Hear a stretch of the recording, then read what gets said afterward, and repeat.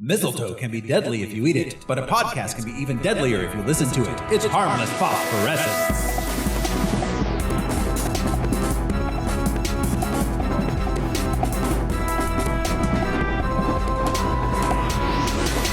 Hello, everyone. This is Thoreau Smiley, and I wish I could hand out world peace and unconditional love wrapped up in a big bow. And I am joined by... My name is Josh Cece, and this is all for Chip. I'm Brian Lesh, and if one of you could just make up a sonnet or a dirty limerick.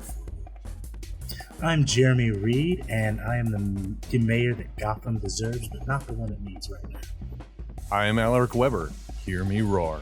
And this is Harmless Phosphorescence, the podcast where we watch every theatrically released full-length live-action superhero movie ever made. We gather some research into the production and the source material, and then we tell you all about it. This week we're watching Batman Return.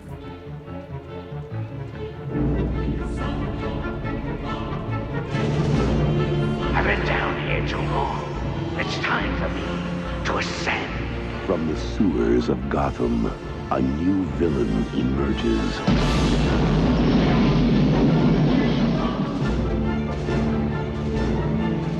You didn't invite me, so I crashed. From the rooftops of Gotham, the perfect enemy comes to life. I am Catwoman. Hear me roar. Meow.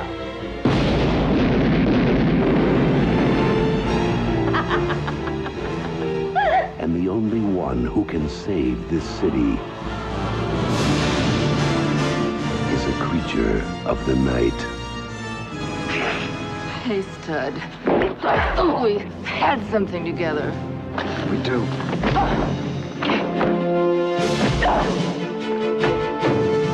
While she craves a romance she can sink her claws into, You're catnip to a girl like me. he plots a foul reign of destruction. My dear penguins, thanks to Batman, the time has come to punish all of Gotham!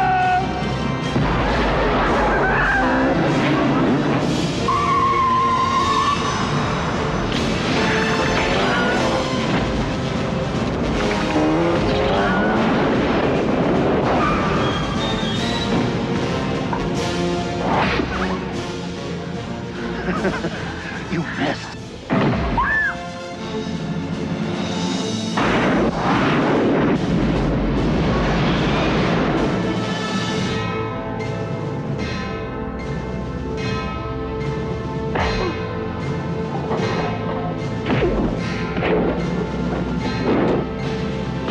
Above Gotham looms its greatest hero. Batman returns, and does he ever, on June 19th, 1992. This movie, the sequel to 1989's Batman, which we covered a few weeks ago. You should go listen to that episode if you haven't already. Ran 126 minutes with a budget of $80 million. It took in $266.8 million. So, yeah, it did all right. Yeah. Yeah. It didn't quite do as well as the original, but, you know. How many of us saw it in the theater? I definitely did. I did. I think I did. Yeah. I wasn't born when it came out. So. Oh, all right. So that's a maybe. I can't remember either. Yeah. Must have. I definitely did. I was definitely looking forward to it. So I certainly would have made my parents go take me to that. So we have some new characters in here. Alaric Weber. You got anything to tell us about them, folks? I do. First off, Max Schreck first appeared in Batman #2. So he was not created for the film. That was a lie. God damn it, Al. You got me instead of Josh. I know. Getting all Maury over there. No, That is a lie. Max Schreck, I believe, was created for the film. Catwoman, though, her first appearance. Well, do you know where the name Max Schreck? I even did the research. I have it in my notes. How they came up with it. The actor that played Nosferatu Yeah, yeah. His real life name was Max Schreck. What was that movie with Malkovich and Defoe? Where they talked about Shadow of the Bat. Shadow of the Vampire or something. Oh, like the that? vampire. Yeah, Yeah, probably. yeah. His name was Max Schreck in that. I Yeah, it kept was his recognizing real- the name and I couldn't figure it out. Thank you. It was the Thank real you actor's name. Yeah, I feel like you fixed my German brain. guy. Okay, so we have a new villain, Catwoman. Her first appearance was in Batman #1 in 1940, the same issue as the Joker, I believe. Real name, Selina Kyle. Infamous cat burglar and jewel thief, occasional hero. She led a rough, isolated childhood, went through foster care and orphanages. She discovered at some point that she was the daughter of crime boss Rex Calabrese, who, when she was young, attempted to have her killed by having her shoved off a roof.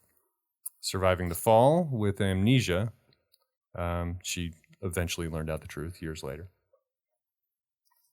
In the mid-'70s, after the establishment of the multiverse, a reformed Selina Kyle, she was always going back and forth on the spectrum of good and evil. The good and evil autism spectrum. Yeah. She was never... She's never evil. Never evil, yeah. Just looking out for herself, She really. had her own agenda. Yeah. Right. Yeah. Not against anyone, for herself. But her relationship with Batman and Bruce Wayne led her at some point in the history to reform her ways somewhat from time to time. In the mid-'70s, a reformed Selina Kyle and Bruce Wayne on Earth 2, this was after the establishment of the multiverse. Sure. They had a daughter, Helena Wayne, who would eventually become the vigilante Huntress. Oh, okay. And on the show Birds of Prey from the 90s, I suppose, they called her Helena Kyle, but she was also the daughter of Bruce Wayne and Selina Kyle. Oh, That was So like the Elvis or Michael Jackson kids. There's other celebrities that don't acknowledge the kids, but the kids swear that they're the offspring of. Oh, yeah. in 1986. Bruce isn't coughing to it. In 1986, her identity was revamped in Batman Year One. Selina was a former sex worker who sought to defend battered women, turned to burglary to protect and provide for herself and her close friend Holly Robinson. Wait, from 21 Jump Street? Yeah, that one. Same name. Who, yeah, also starred in... I just don't know why you'd name a character Also that. appeared in Howard the Duck. Yeah, she was. Selina Kyle was inspired by Batman to invent her Catwoman persona. In 1993, a year after this, Catwoman received her own solo comic series. Ah. Catwoman had no metahuman powers, but a natural grace and agility. And gams for miles. There's a lot of sexism in this movie. There is. Yeah. Yeah. Both ironic and just aged badly. It's all over the place. Yeah. It's Yeah. a highly sexualized movie. Yeah. Written by Harvey Weinstein. Totally. Yeah. The real penguin. For sure. Oh. Speaking of the Penguin, Why is Danny DeVito so short? You remember that was like the third question when I Googled? I was Googling something about Batman. Yeah. Why is Danny DeVito so short? Well, it's actually a condition. Yeah, I know. No, he's not just a short guy. He actually has a thing. Really? Yeah. Yes, I I didn't know, know. but apparently enough people Googled that question. But like Awareness is a good thing, though, you know? Yeah. awareness of Danny DeVito. Yeah. You don't want to hit him with a car or anything. He's really short. Be careful backing out in driveways. Always look for Danny Be DeVito. watching your blind spots for Danny DeVito. I am. Constantly. Yeah. He can. He's small, but he's fast. He's spicy. you never know when he's going to creep up on you. Running out, into the street. Ha! Chasing after a ball. As he's wont to do. Little Danny. The Penguin is the self-proclaimed gentleman of crime. All right. His Maybe not in this movie, but sure. yeah. No certification required. Yeah, His you can't call yourself that. I think it's like saying world works. famous. Yeah. You're just allowed to say that. I'm very rare. his first appearance was in Detective Comics number 58 in 1941. So he's also a long-lived character. You know, there's a lot of self-proclaimed gentlemen on 4chan too. Self-proclaimed. He was born Oswald Chesterfield Cobblepot, born into one of Gotham's first and influential families. With a beak-like nose and odd physique resembling an Antarctic flightless bird, he was given the nickname Penguin by classmates and family alike, mostly his brothers. I don't think his parents would do that to him. I don't know. I think so. Yeah. I think his parents might. Right. Yeah. Because, I mean, they might put him in a river.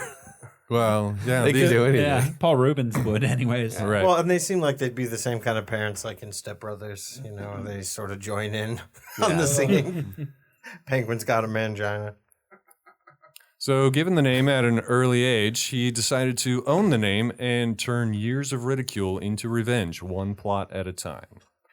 The family name was already tainted by corruption, so he used legitimate business ventures to cover criminal interests. He possessed an array of deadly umbrellas and penguin-inspired gadgets to rival Batman's own collection. He also had no metahuman powers, but had some skill in boxing. In 1981, Penguin got an origin story 40 years after he first appeared. In this story, he lived with his mother in the family bird shop. His Bird shop? That's a lucky bird shop, coincidence. yeah. Yeah. Not just a pet shop, just birds. You had a pet store. Do bird shops exist? Well, we don't know if they're alive or dead. I mean, I don't Yeah. know. Well, yeah, was I this a mean- taxidermist bird shop? I mean, Or a you, deli. you can open up any kind of shop you want. I mean, if you want to just sell birds, you can. If you want to just sell pencils, you can. That's true. Thank you. Cobblepot Bird Shop. Just check it out sometime. So, let's see. Oswald's father had died of pneumonia after he got caught in a thunderstorm. So his mom insisted that he always carry an umbrella. Yeah. And this only added to the ridicule from his peers. Yep. Umbrellas. As it would, Yeah. But he's Until you find out prepared. the umbrella has a machine gun in it. Yeah, exactly. in case it rains. Or it's a helicopter. Or something else absurd. You got umbrella jokes? This Oswald went to college and majored in ornithology. Huh. Of course His he love did. for birds. Oh. When his mom died, Oswald inherited a mountain of debt, lost the bird shop to creditors, and turned to a life of crime. Somebody repossessed all his birds. I'm pretty sure I recall a storyline or two where he was actually the mayor or ran for the mayor. It was a recent thing, Earth One, I believe. There was a series of superhero comics, graphic novels that revamped all the storylines. And in the first one, Oswald Cobblepot was the mayor of Gotham at the time that Batman arose to Batmanhood. Is that to show like how corrupt the city is? I guess. Did he sort of I believe so. that, Yeah. the penguin? He's All pretty slimy. Yeah. Yeah. Okay. So, yeah, thanks, Al. No problem. Penguins. The Cats and Penguins. This movie is rife with animals and animal metaphors. It was directed again by Tim Burton, who in between Batman and Batman Returns directed Edward Scissorhands. And it was written by Daniel. Well, okay, so the first few drafts were done by Sam Hamm, who wrote the original. But the studio didn't like what he was doing with it, so they gave it to Daniel Waters, who wrote Heathers, The Adventures of Ford Fairlane, Hudson Hawk, Demolition Man, the 1993 Sylvester Stallone one. Yeah. Wow. All restaurants are Taco Bell in the future. Yeah. And It's true. Happy Campers and Vampire Academy. All classics. Yeah. It stars as, once again, we've got, we lost a couple. Let's talk about our fallen comrades, Robert Wool. Yep. He is gone, as is Kim Basinger as Vicky Vale. He is gone. Harvey Dent is no more. Billy D. No more land. Pour one out for you. Yeah, that was lame. 45. Yeah. We have a new mayor in town, and it's not just Oswald Cobblepot. Did they ever mention his name? The mayor? The mayor? No, I think even in the credits he was just the mayor. Yeah. But we have Danny DeVito as the Penguin, known for many film roles such as One Flew Over the Cuckoo's Nest, Terms of Endearment, Throw Mama from the Train, Twins, War of the Roses, which he directed. Really? Yeah. I didn't know that. Get Shorty, Matilda, Mars Attacks, LA Confidential, Man on the Moon. He most recently was in Dumbo. And he was, of course, Tim Burton's Dumbo. Tim Burton's Dumbo. Yep. DeVito and Michael Schamberg founded Jersey Films. They a production company that made films such as Pulp Fiction, Garden State, Freedom Riders.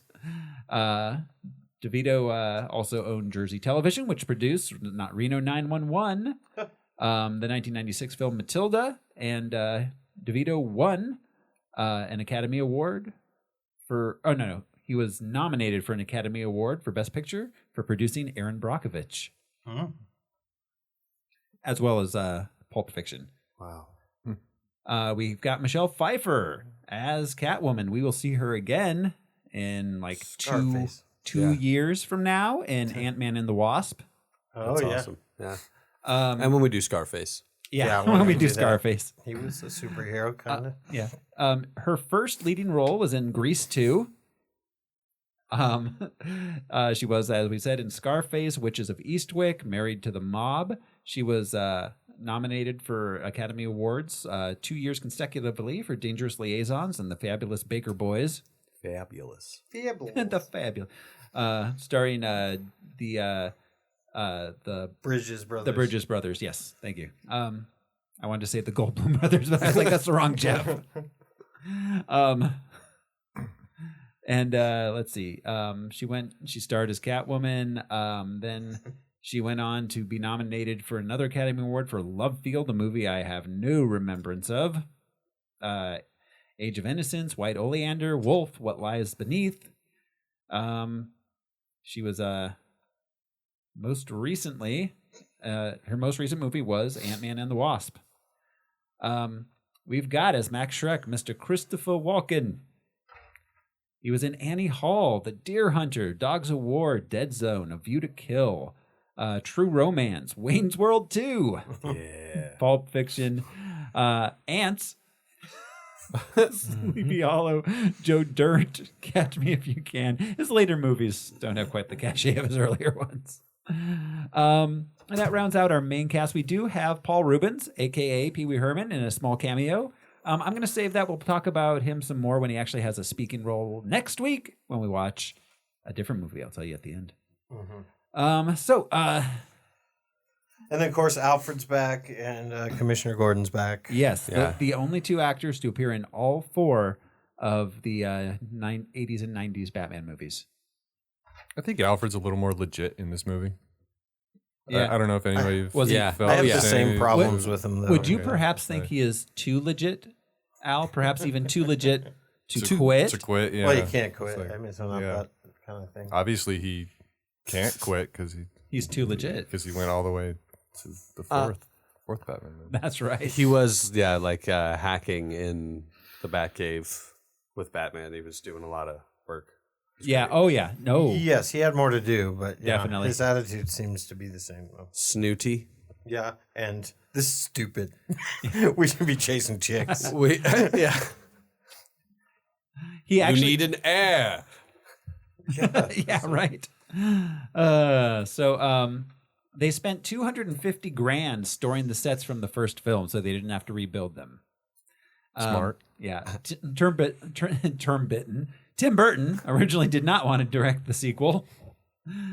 He said he would return if it offered something new and exciting. Well, apparently it did. Perhaps a new and exciting check. Yeah. He says he was impressed with Daniel Walter's work on Heathers.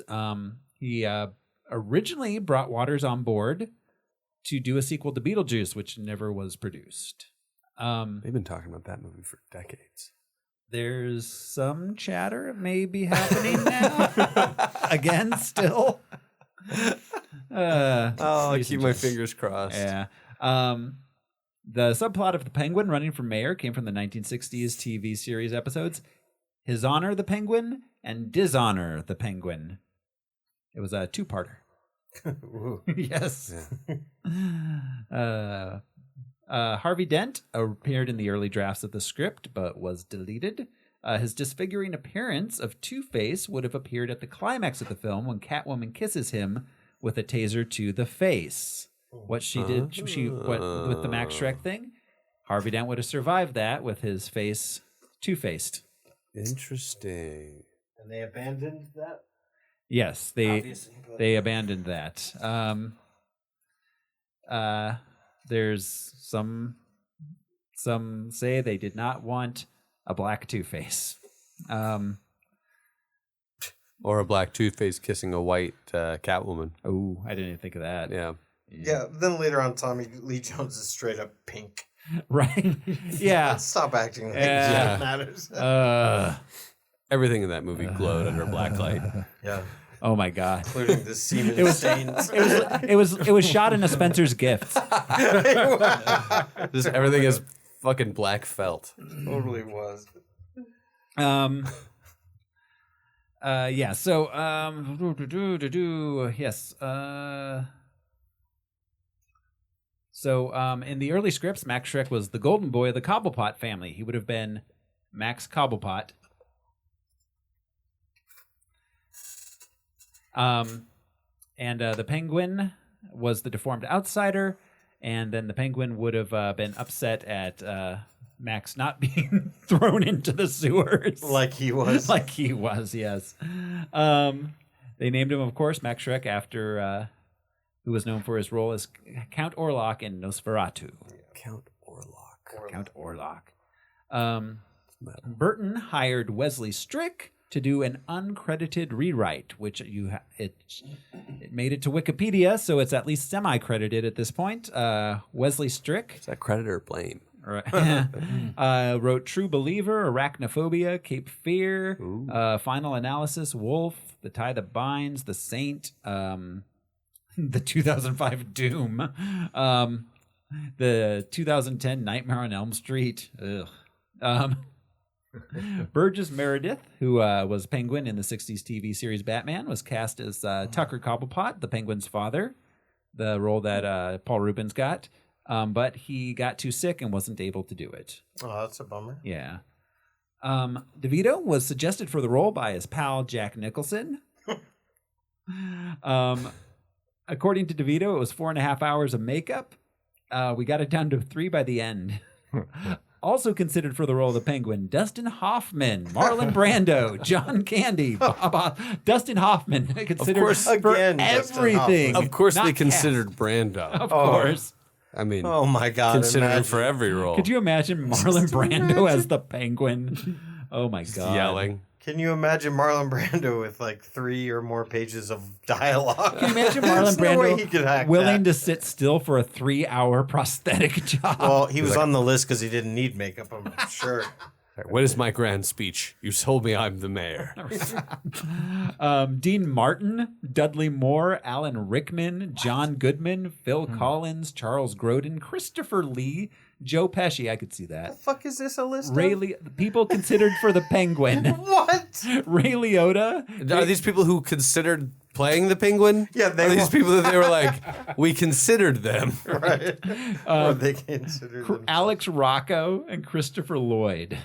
You forgot Karen Allen. Yeah.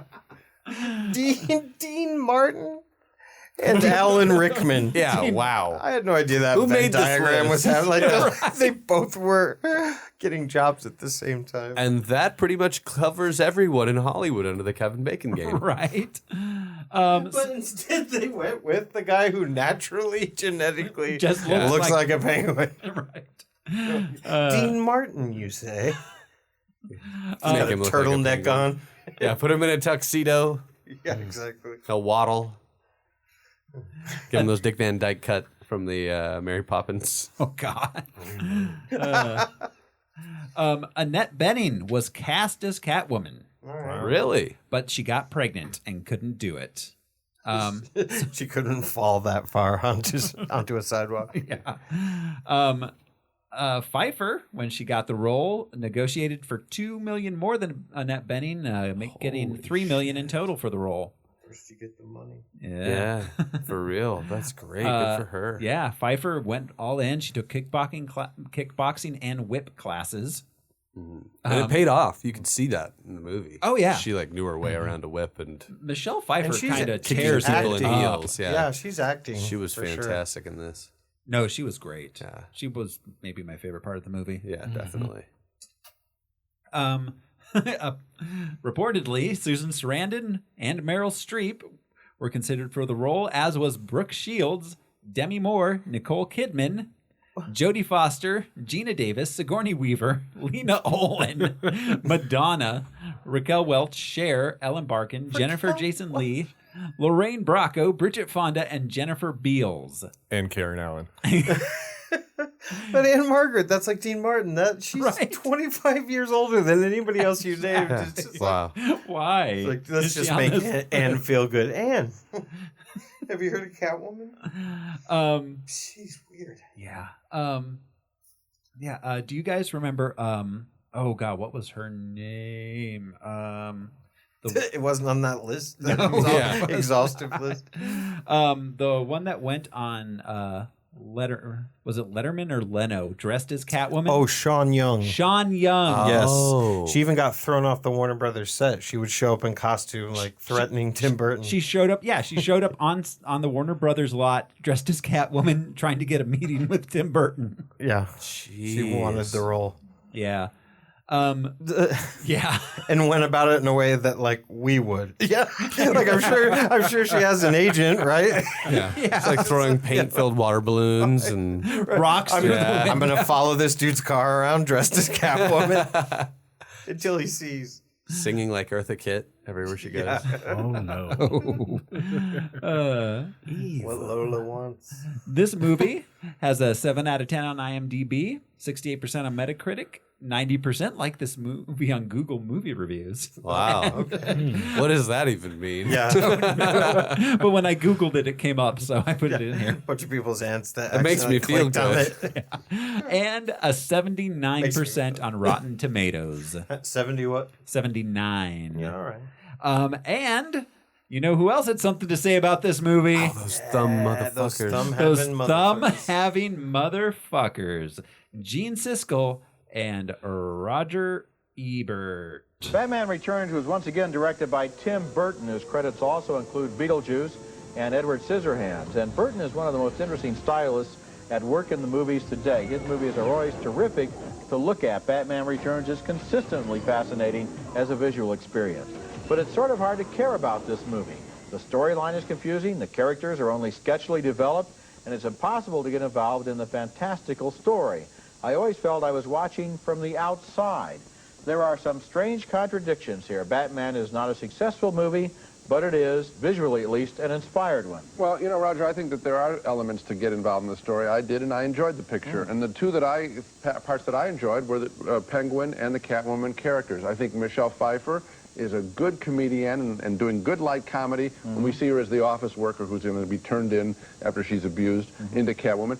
And then Danny DeVito, I thought was actually pretty threatening and sad as this little baby, this ill-formed baby who's abandoned. And I thought, this is what Tim Burton does. He gives us characters, including Batman himself, who all have this private pain that they then work out publicly. Yeah, but you see, the thing is with Catwoman and with the Penguin is that they emerge, they are developed as characters, we get the backstory, and then they don't go anywhere. There is no engine pulling this train. There is no story to really get us from the beginning of this movie to the end, and instead what you have are set pieces, set design, character design, costume design, even personality design, but no narrative. The problem in the picture, it's not a perfect picture.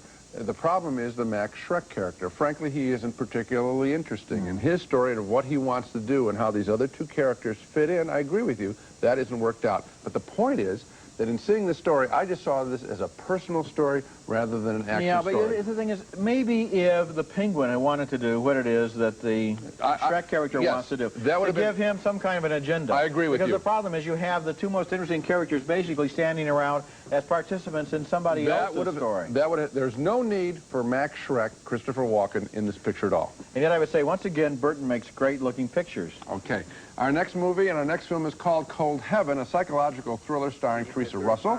As a married woman who has grown tired of her husband, Mark Harmon, she has an extramarital... Haven't we all grown tired of Mark Harmon? I wanted to hear about Mark Harmon. Summer school. So... All right, so they liked it more than I thought they would. Yeah. They at least, appreciated the visuals. Yeah, but Roger's always just off a tiny bit. He's like, Penguin and Catwoman seemed like characters in someone else's story. Like, yeah, Batman. Yeah, the movie was called Batman. Batman's story. Exactly.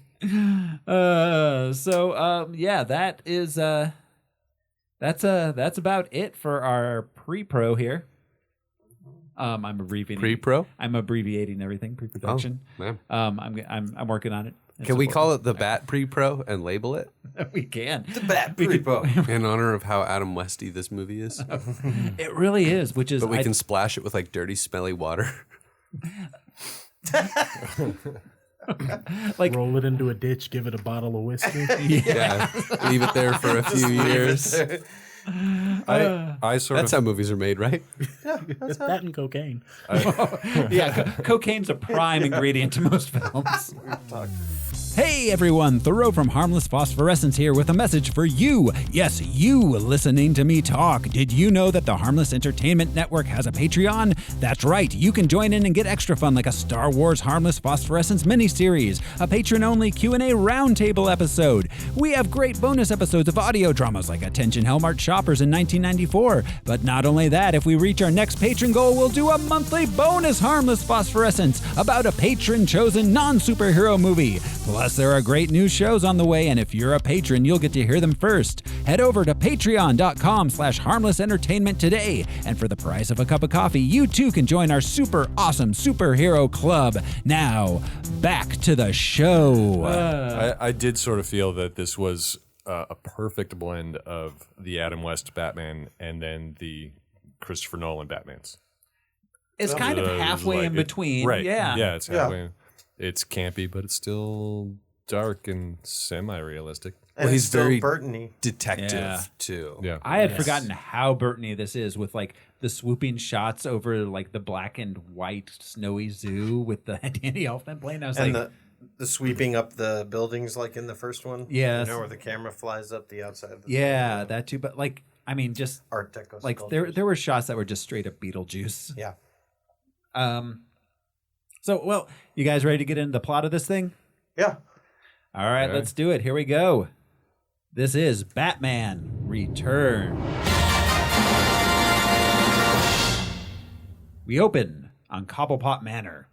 A baby Oswald is born. His doctor and nurse are horrified. He eats a cat, and his parents dump him in the river. Okay, well, that's a year later.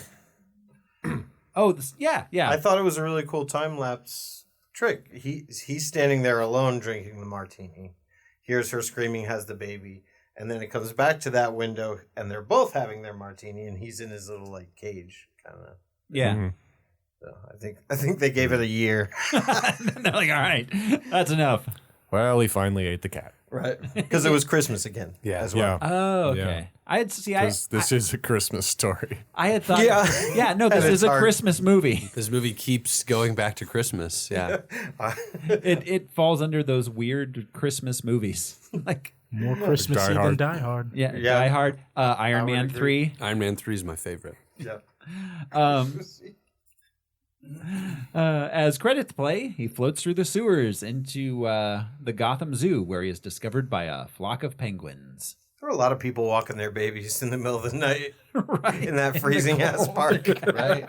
Evenings. Get the fucking kids inside. Well, and they say Merry Christmas. Yes, Like, yeah. we're going to go kill our baby. Merry Christmas. This is what we do. It's a good thing he wasn't discovered by the alligators. Yeah. Yes.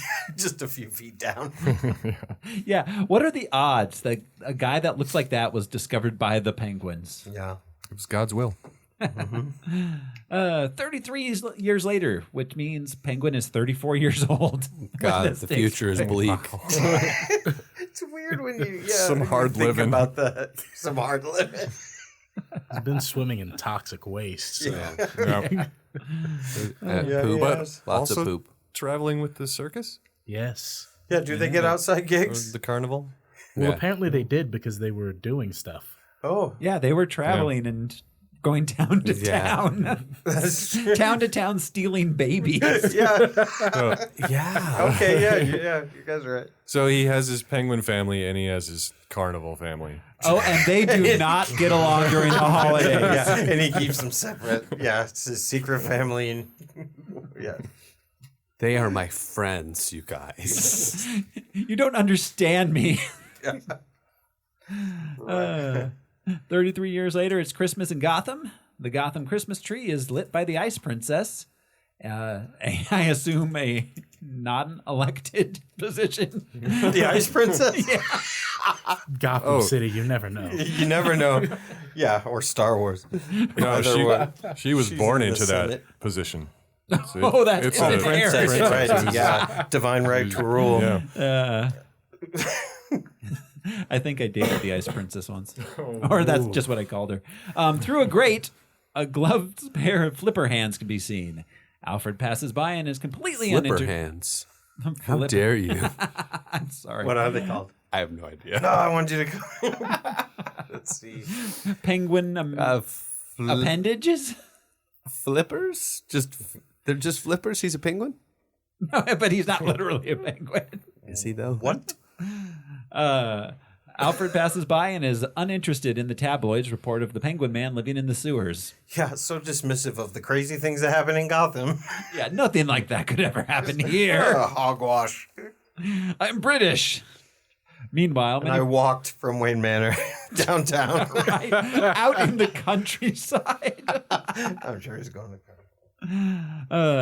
Meanwhile, many floors above, millionaire philanthropist Max Schreck proposes to the mayor that he build a power plant to supply Gotham with energy. The mayor remains unconvinced of the need. Was that the building from like Blade Runner?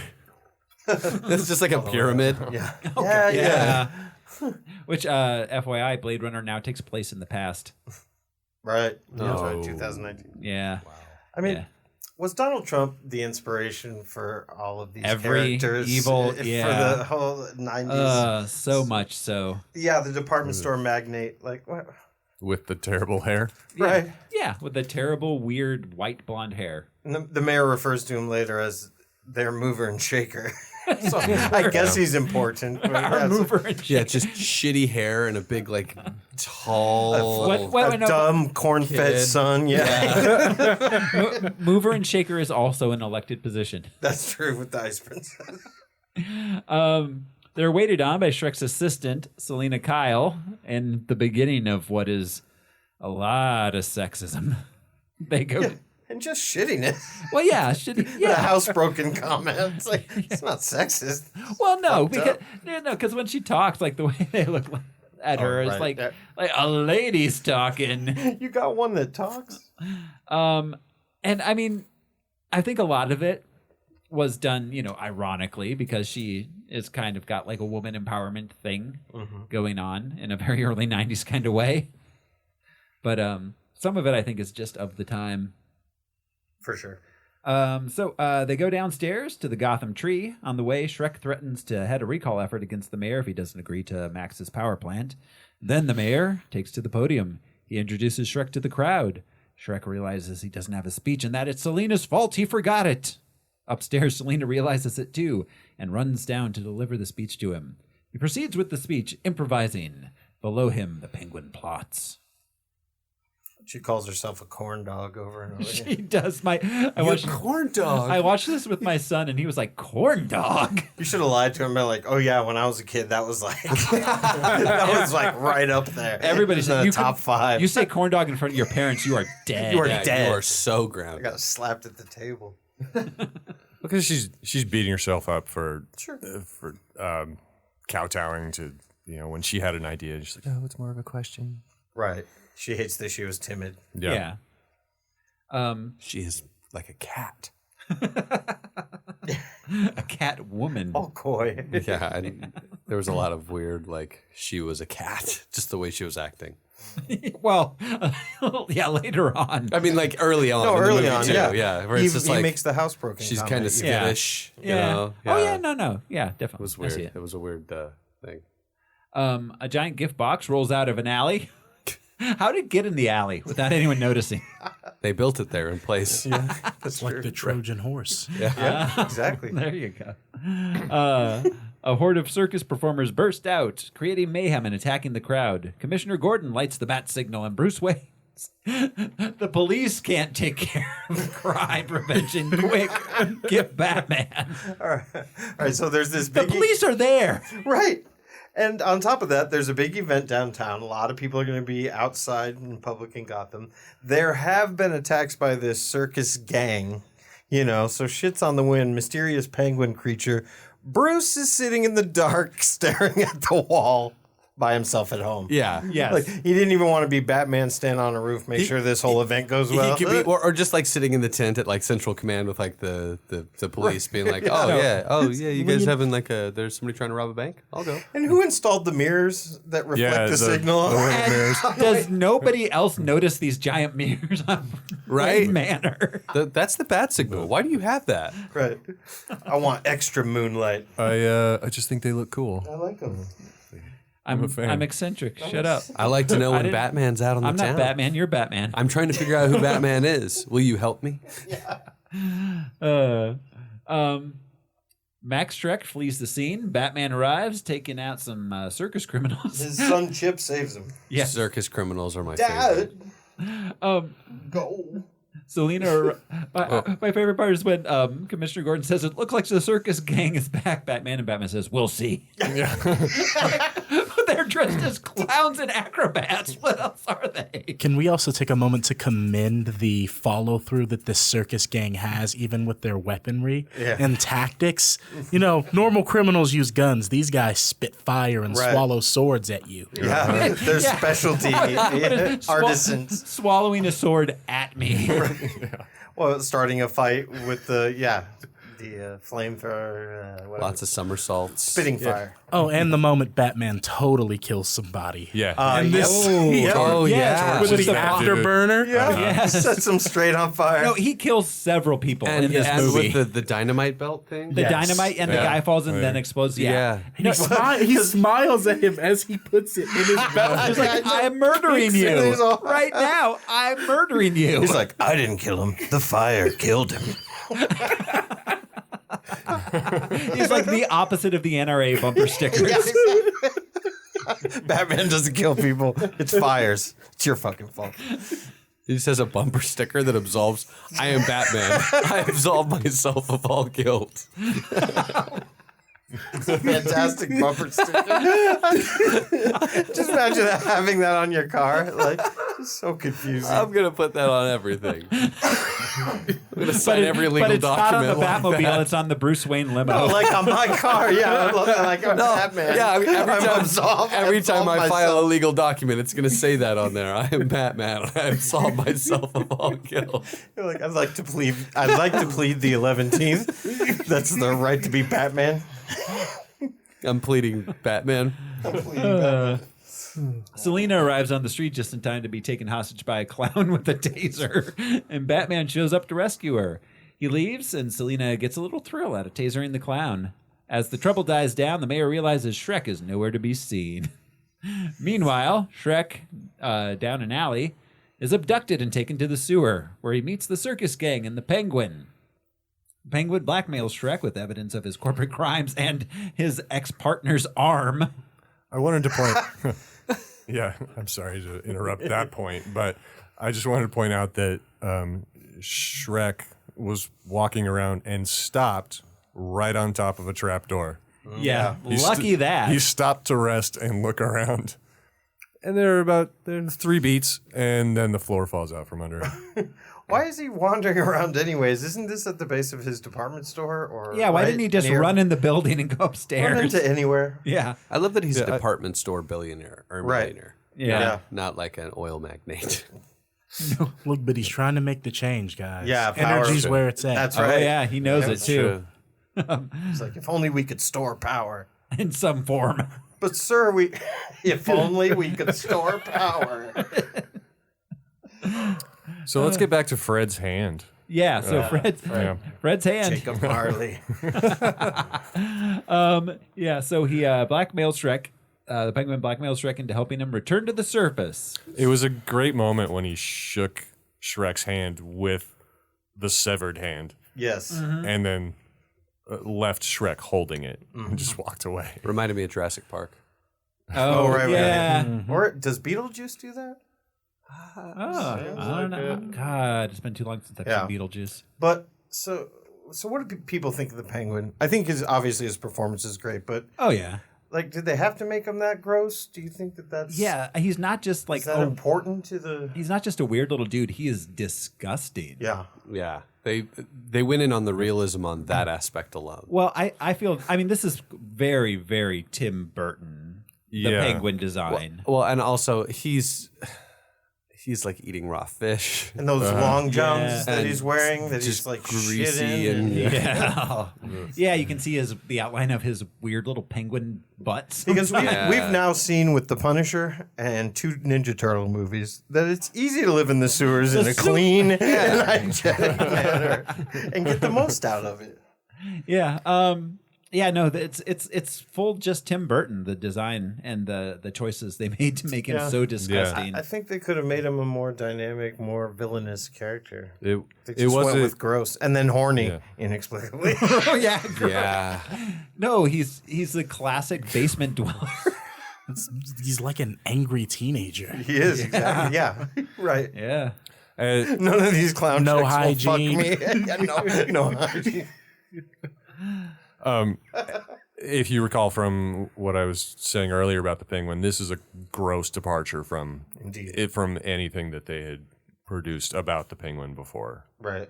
Yeah. Yeah, that's why I was curious, Yeah. like how off-putting it was, because as we mentioned outside Gotham, the TV series, that Oswald's pretty cool. This Penguin It's got was some gravity. This Penguin was gravitas. not the gentleman of crime. Oh no, No, any not means. even close. He didn't even self-proclaim it. The gentleman is slime. Oh, bada bang. Yeah, this may be the one and only Batman villain in any of these 4 films that departs this far. Yeah. I mean, like later on, I guess maybe Arnold Schwarzenegger as a scientist. That was Hey, a he was the stretch. governor of California. He could be anything. Yeah, I suppose. You need to cool off. just screaming, chill. People. Oh, God. When is that coming? We're getting. Oh, I don't know. I have a couple months, I think. Okay. Soon. So meanwhile, Shrek's secretary Selena Kyle arrives home after a hard day at work, only to have to return to the office because of forgotten paperwork. We get a little brief insight into her life. Her mom, her boyfriend, apparently like dumping her. She had a boyfriend. Via voicemail? Yeah. On her old school tape. Answering machine. Yeah. But it's funny because she came home and she says, she calls out, "Honey, I'm home," and then reminds herself that she's not married. And then her cat comes in, Miss Kitty, and she's jealous of her cat's sexual exploits. Oh yeah. You've been out all night, you know.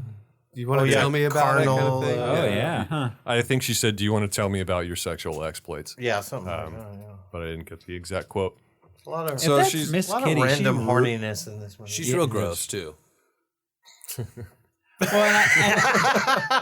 And as a pet owner, if Miss Kitty is out getting it on all night, she's gonna be in charge of a lot of kittens soon. Yeah. She's an irresponsible pet owner. Yeah, get your pet spayed and neutered, everybody. Bob Barker was onto something. Yeah, for real.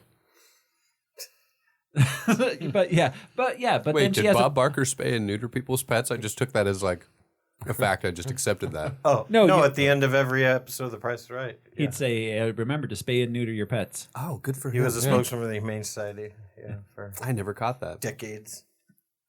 Yeah. So, she's jealous of the exploits, and then it turns out she has a boyfriend. Yeah. Huh.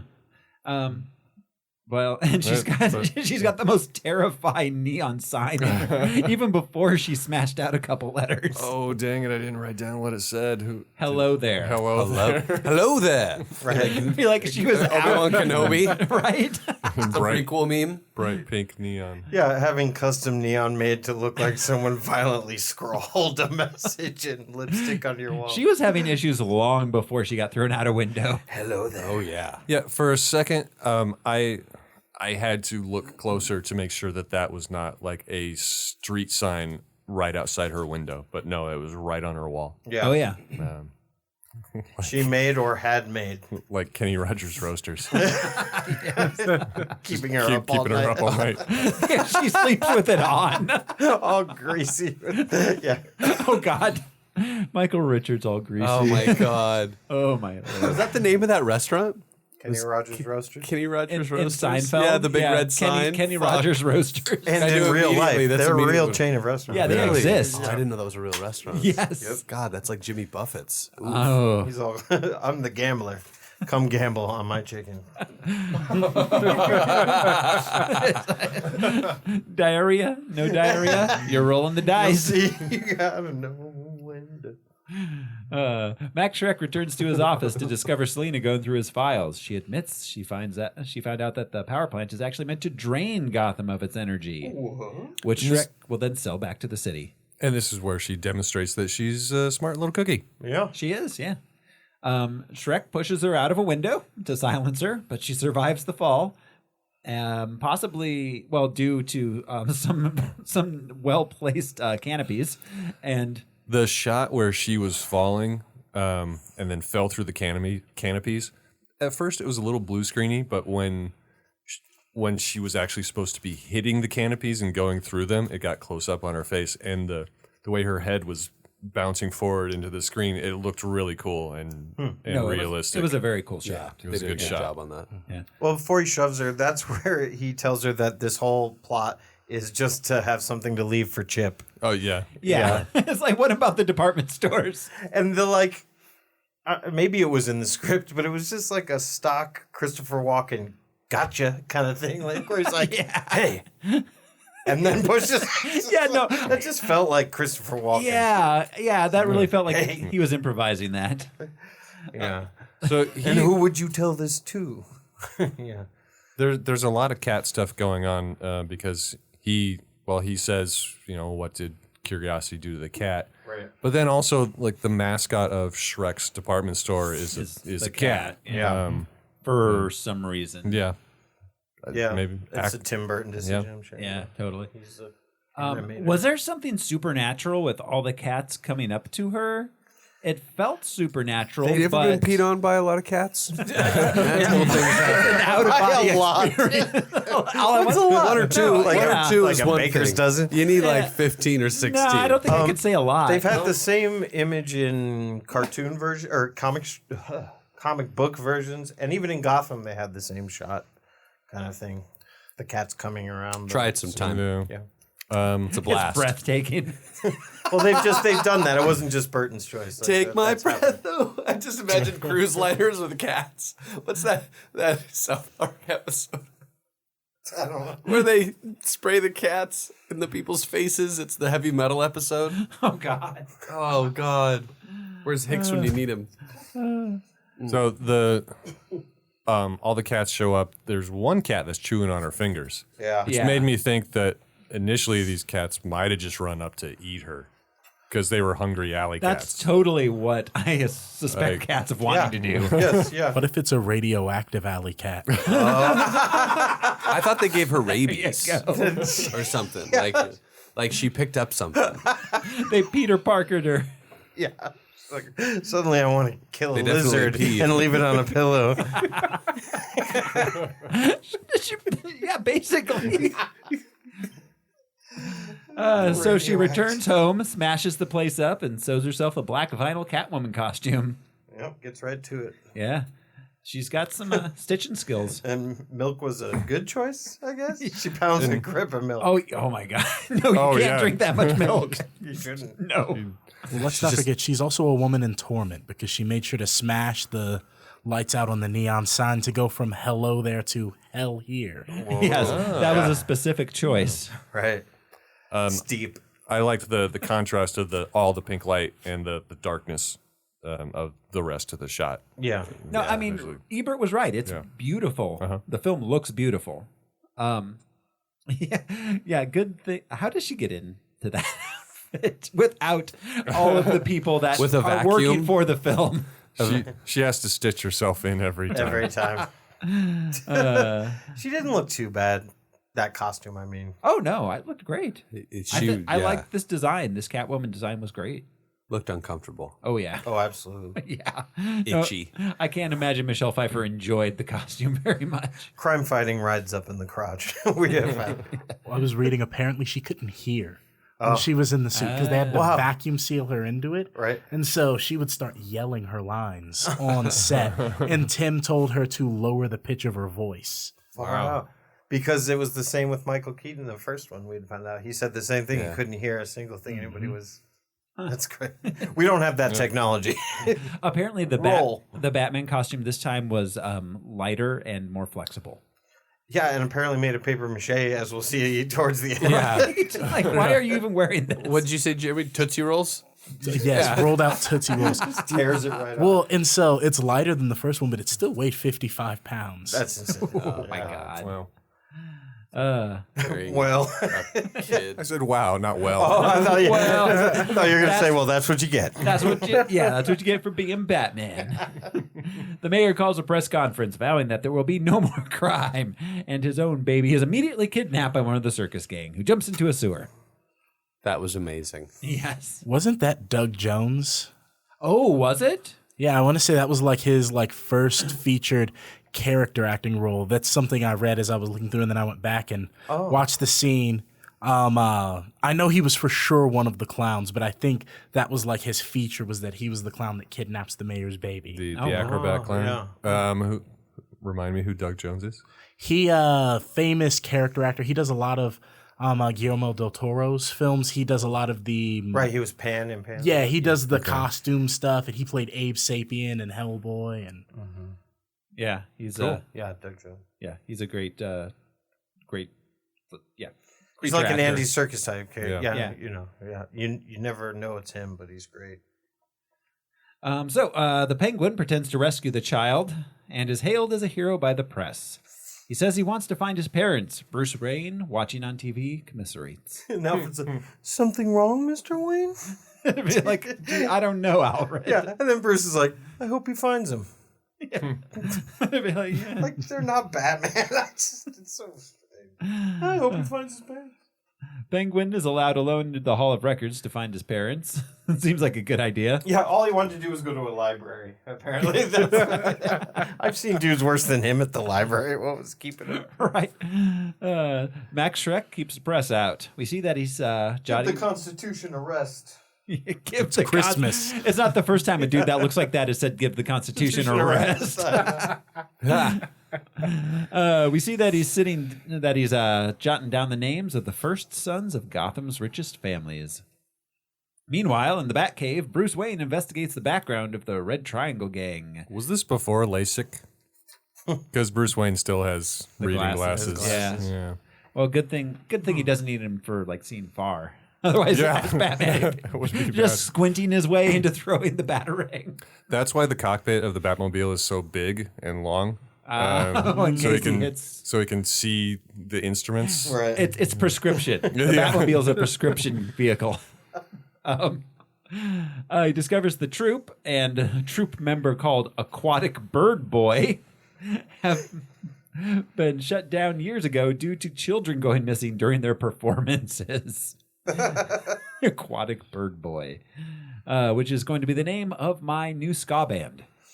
Batman goes patrolling past the Hall of Records, checking in on the Penguin, who then visits the graves of his parents, declaring to the press that he's actually Oswald Cobblepot. Meanwhile, Catwoman rescues a lady from an attempted rape in an alley though she doesn't seem especially sympathetic towards the woman's plight. I was curious how she was able to construct retractable claws from whatever she had in her apartment. I know in the comics she does have typically retractable claws. Were they retractable? Did she swing them out? Yeah, when she confronts the potential rapist, she extends her claws. There's a little shing. I don't think I ever saw them come. Well, there were a lot of sound effects all over the place. Did they actually visually come out? Yeah, jumped out a little bit. I don't think I ever saw them go in again, but I wasn't really looking for it. That was the only time. So maybe they can come out once. That was it. And that's it. Use it well. The next day, Bruce has a meeting with Shrek. I love the little bit with the table. He like this ridiculous table, so he just tosses the papers over it. Stupidest conference table. He voices opposition to the power plant, and Selena enters, shocking Shrek by still being alive, and then she flirts with Bruce. She walks Bruce out, and Shrek tells Chip, his son, that he's not worried about her.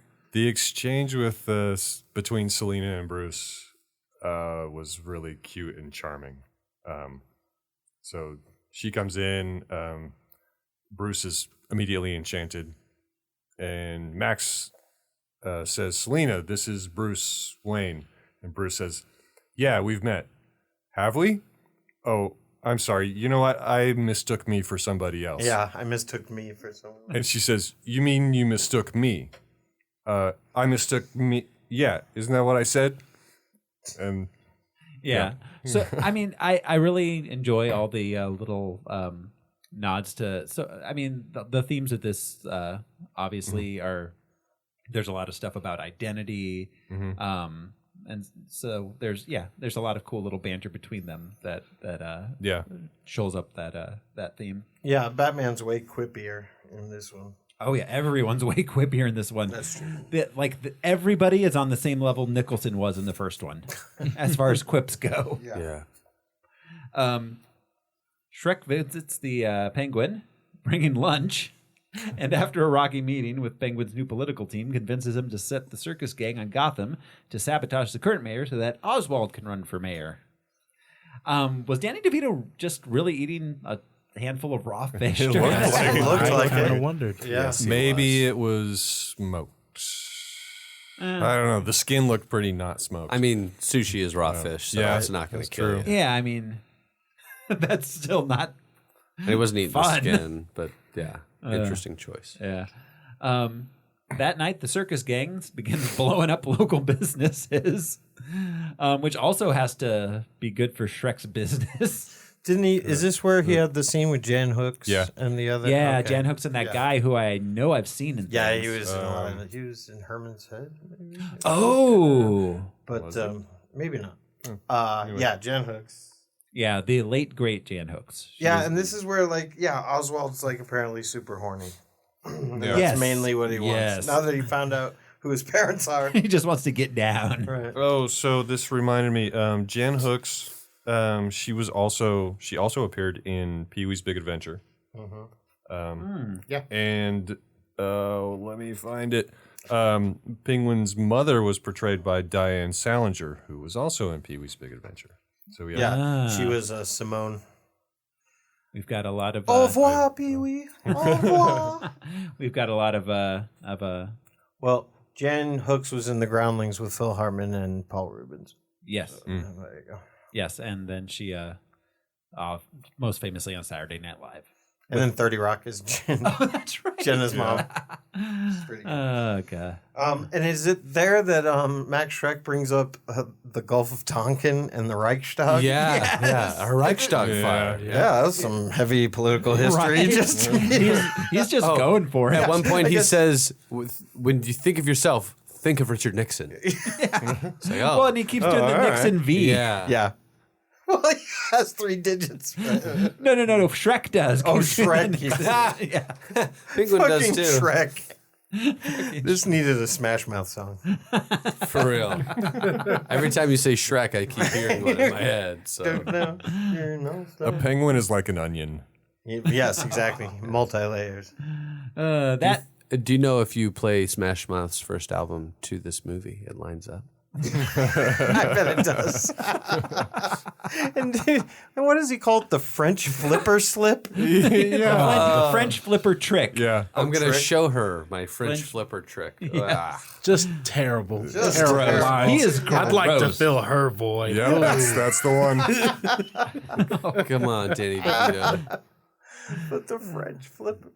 I don't know. Well, then later on, How's it's like, it French? then later on, it's like, you led me on. I should have you spayed. Yeah. He's so gross. So towards the end of this scene, Oswald, he decides that he has his own things to do and doesn't really want to run for mayor, but Max talks him into it. He's allured by reclaiming his birthright and, in Shrek's own words, unlimited poontang. Yeah. Oh, God. In 1992, Poontang was dropped in a children's movie. In a movie that had McDonald's toys. I want the Poontang commemorative glass. No. And this is how we ended up with Batman and Robin. Yeah, that's right. No limits. No. Poontang. But again, he reminds me of somebody. So, well, yeah, Christopher Walken. Yeah, he's just Christopher Walkening all over the place. There's a Trump in it. The circus gang begins blowing up local businesses. They're confronted by Batman, who fights them off, losing an electronic, like programmable batarang. There's in the process. Meanwhile, that cute dog catches. Yeah. The poodle lady's poodle. That's the best gag I think in this whole movie. It's so dumb. And the look on her face was cute too. She kind of like looked over his shoulder and just walks away. And then the Danny Elfman music did the classic Danny Elfman. Yeah. Yep. And they finally explained how the Batmobile turns around. Yeah, where it like went up on the thing and turned around. Oh, that was in the previous fight scene, right? When he torched the flame. I love that. It wasn't addressed in the first movie, but it was clearly a question. Yeah. Actually, like, how many K turns do you have to do? There's another thing from the first movie that we'll get to that they addressed that I really appreciated. Meanwhile, right. Catwoman sets off an explosion in Max Shrek's department store. I don't know whether to arrest her or fall in love. Yeah. God. She, Batman, and the Penguin. I'm sorry. The stilettos. I think this was the first time I had noticed the stilettos. I mean this viewing. Obviously, I remember it from years ago, but this was the first time you actually saw them. And it always makes me wonder why they make women characters who are going to be fighting and running and jumping around wear stilettos. Well, I mean, because of sexism. Right, obviously. The czars of fashion. I recently watched Into the Badlands. It was a cool series on Netflix. I don't recall what station it was from. But there was a character. She was a baroness. They called the Widow, and she was a very talented martial arts fighter and wore these giant stilettos. Yeah. But if you're watching the scenes closely enough, you can see when the doubles are there wearing flats. Yeah. Like, very obviously not Yeah. good shoes to fight in. Yeah, clearly not. Oh, God. We also got a Wilhelm scream at 57 minutes and 21 seconds. Oh, yeah. What? It was right before. Oh, it was just one of the skull guys. Oh. He smacks one of the skull guys into a wall. Right. That was all. Yeah. It was right before he stuffs the dynamite down the strong man's pants. He's like, I souped up the Batmobile. I put paddles on it.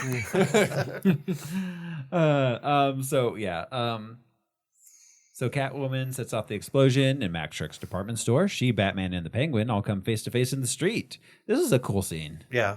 I like that. The three of them together. Meow, and then the explosion. The Penguin flies away on his umbrella copter. And he says, He claims her. He says, "I saw her first." Yes. Gotta go. Batman and Catwoman take to the rooftops to do battle. Catwoman ends up using her feminine wiles to injure Batman, and Batman knocks her off the building into a truck hauling sand. Saved by kitty litter. Yes. Kitty litter. Yeah, she calls it kitty litter. It's obviously a truck full of sand. Oh, yeah. Well, I mean, what's the difference? She's doing a bit, Al. She's doing a bit. Most kitty litter is clay. So, as a former pet store owner, do not buy your cat's clay kitty litter. It can cause respiratory issues. I heard because there's of some the new clay stuff dust. that's like amazing. Any corn-based one is good. Walnut-based, and there's a number of alternatives to the classic clay-based. The clay can give your felines respiratory disease. That's cat facts. All right. Is this where I'll take cat it. facts? She says the Joker's line from the first Batman. She says, "Yeah, it's gonna be a hot time in the old town tonight." She does. Yeah. And Jack says that. And then he says, Batman says to her something, the Vicky Vale's line from the first one, like, "You're a little dark," or Oh yeah. You got a dark side. yeah, you've got a little bit of a dark side, which is Vicky Vale's line to her. Back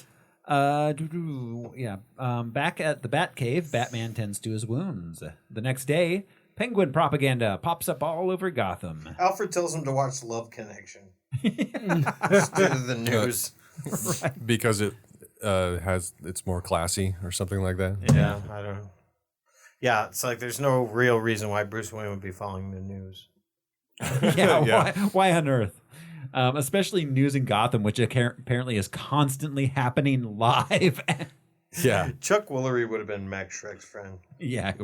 Well, and this is before the 24-hour news cycle too. Yeah, so this is just local news channel. Right, it's the only opportunity to catch what's happening. He pays a lot for his own personal news feed. No, he just sits in a dark room and stares at the window until that light pops on. He's like, "Let's go. Do I know where I'm going? Nope." Have you just been sitting in the dark? No, but see, how does he know where to go? They turn the signal on. The signal's always in the same place. That's a good Where point. does he go to? That's a good point.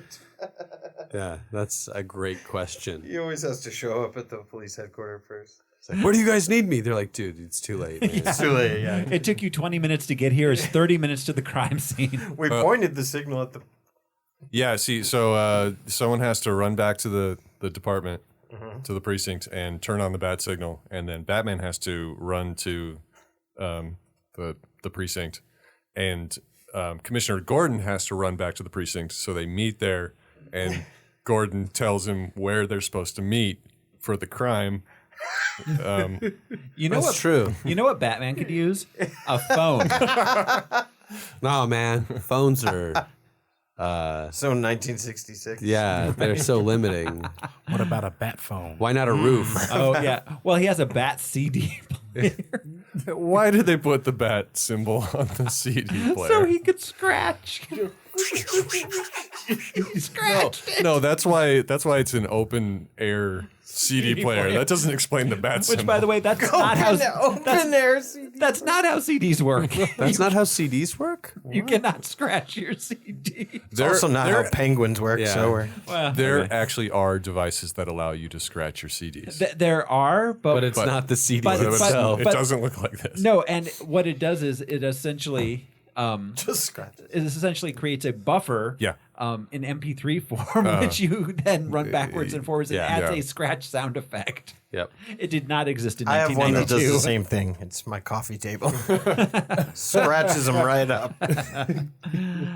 In his attic, so the Penguin delivers a speech to his supporters where he says, "You are the..." What does he say to the supporters? Al, do you have it? The two girls that he gives a pin to that he presses firmly onto their chest. You're an inspiration to young people. That's what she says You're to the him. coolest. You're the coolest candidate that a young person could have. You're the best role model You're a the- young person can have. And he goes, you're the hottest young person person A role model can can have. And then presses the button to her tit. So gross. So gross.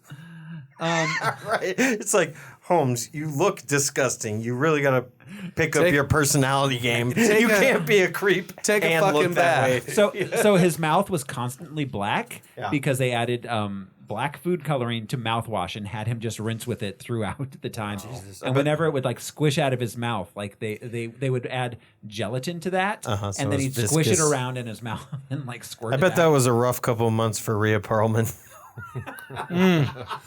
She's like, sorry, Dan, I'm not kissing you. Thanks for the paycheck, but sleep in the garage with your penguins. So he goes upstairs to his attic apartment where Catwoman is waiting for him. She wants to team up to take down Batman. Penguin already had plans to kill him, but she convinces Penguin to help turn public sentiment against him instead. So the Penguin makes a televised announcement urging the mayor to relight the Christmas tree and Batman to be there to keep the peace. Later, Bruce runs into Selina in the street and makes a date for that night before the lighting of the tree. Meanwhile, the Penguin and his goons kidnap the Ice Princess using the batarang they stole from Batman. That night, Bruce and Selina get together, but when they start to become intimate, they inadvertently hurt each other due to the wounds they gave each other as their alter egos. They see the news that the Ice Princess was kidnapped. She has a great line. She says, right before they start making out, she says, sickos never scare me. At least they're committed. Yeah, And Commissioner Gordon's never done a live interview, apparently. He seemed so confused. Yeah, well, and why is he showing the press evidence he just collected from a crime scene? This evidence is completely circumstantial. Right. He holds the batarang that Batman made to do Batman things. Why are you showing this to reporters? It's like he ran up like a bystander would. Just like, this is... Like, why don't you just not show them that? Take it back to the precinct. He missed the hide evidence from the public part of police commissioner school. Every day's his first day. Just like in the first one, like, oh, Eckhart, it's him again. Well, no. You're the commissioner. Pat Hingle constantly looks shocked at what's happening around him. Selina and Bruce, they briefly discussed Bruce's ex, Vicky. Yes, they did. So they acknowledged that, and they'll acknowledge it a little bit later. They will. We'll get to that. So they see the news that the Ice Princess was kidnapped and that Batman is being blamed, and they both make excuses through Alfred to end the date early. Bruce tells Alfred to let her know that I had to leave in some kind of dumb be my girlfriend kind of way. And then she said Brian's line from earlier. Oh, yeah. Write me a sonnet or a dirty poem. Or Yeah. a dirty Limerick. limerick. And Alfred says, I have one in mind. one just sprang to mind. Which one? Does anybody? I couldn't guess. Yeah. The girl There from once Nantucket. Was a girl there from was one- Nantucket. Yeah, it's the only one that I thought of. So they each rush off. Big as a bucket. Oh, that's so not- offensive. That's not the one I heard there once was a man from Nantucket. Okay. Something, suck it. Yes. Okay. The gal. Yeah. Oh, fuck. Yeah, let's not get into limericks. They each rush off to the scene of the crime. Batman arrives, puts up the Batmobile shield, and runs off to rescue the princess. As soon as he the princess. As soon as he leaves, the circus gang arrives, hacks his shields, and begins dismantling the Batmobile. I swear I heard a Wookiee scream. I swear.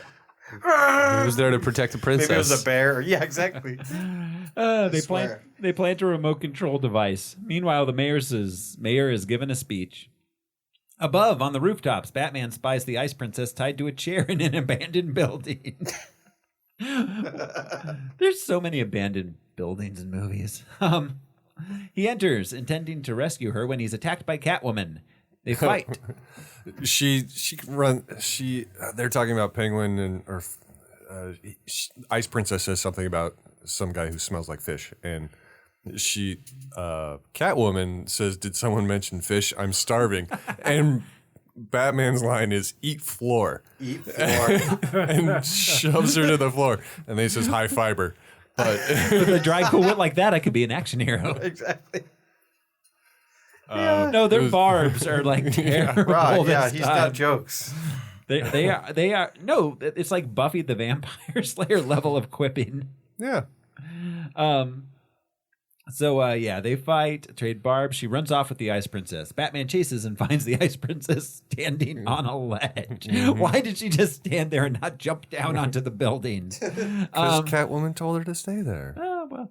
And she says, I think I reasoned with her girl to girl. Yeah. No Catwoman is there. Penguin jumps out and releases a umbrella full of bats. His bat umbrella. And he says, "Bats with wings, do your thing." Yeah. I assumed he said rats. Does he say bats with wings? I thought he said bat. Did he say rats? Might have said rats. First he just shouts lawn dart. Yeah. When he throws the umbrella. That is a funny thing to yell. Lawn dart. Lawn dart. I have written down in quotation marks semi-hard. Wait, what? Were you watching a different? No, that was in it. It's just my reaction to what I was. Semi-hard. Let's get to the bottom of this. Yeah. You want to lay down? Yeah, maybe that was me. I was just taking notes. Were you wearing pants at the time? Well, no. Well, okay then. All right. That all checks out. I thought it was a Catwoman line. It was. It was in there. I just don't know where in the movie it was. Thank you for vouching. Yeah. He releases. Okay. Yeah, it's close because the bats fly out of the Christmas tree. Okay, wait. So, okay, yeah. The bats scare the Ice Princess who falls. Batman rushes over to the ledge to look down upon the crowd as she falls. And then she lands on the tree light switch, causing the tree to light up, and bats fly out from it. Police arrive on the roof, and just shoot Batman, like point blank immediately. Yeah, they do. As Gordon's shouting, "Hold your fire!" Right. They do not respect this commissioner. Not at all. Would you though? He always looks confused. He keeps showing evidence to the press. Just nepotism. Yeah, for real. So Batman falls and slides down that part of the building, and That was really funny, actually. Yeah, That slides down on his back. And Catwoman finds him down there. And this has got to be where the semi-hard thing came out, because that's when she crawls on top of him and licks his face. But she also says, "Seems like every woman you try to save ends up dead or deeply resentful." Whoa. I've heard that before. Wow. So,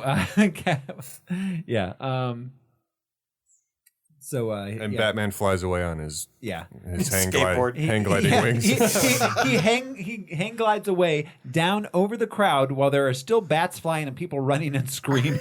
Batman, maybe this isn't the best look for you right now. Yeah, maybe you should have jumped off the other side of the building and gone discreetly away. Instead of flying through the mayhem for which you are currently being blamed. Right. It's like, yeah, it was me, you fucking bitches. Fuck you!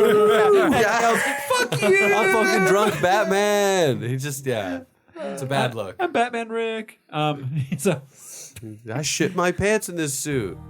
Hey everybody, Thoreau from the Harmless Entertainment Network here. Do you like music? I do, and I know a lot of other people that do too, so we decided to start a new show. It's called A Personal History of Sound. Every week I'll invite on a different guest, we'll listen to a different album, and then we'll talk about it.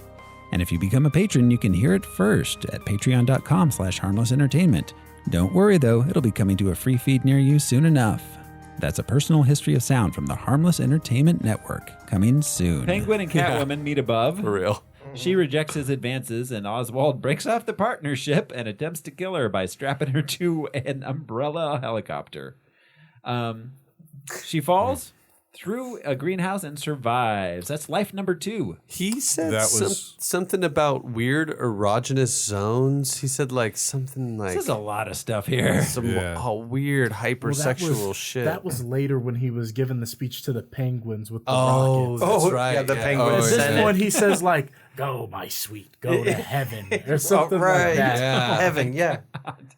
This is actually 3 lives down. So Okay. Max killed her. She fell in the kitty litter.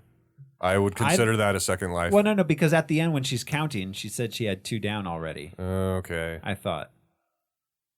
Fair enough. Yeah. So I don't think she considered the kitty litter one. Okay. Because she was saved. She didn't die. Yeah. Okay. Yeah. I'll allow it. Thank you, Al. Because I think you're right. I'll put it into the minutes.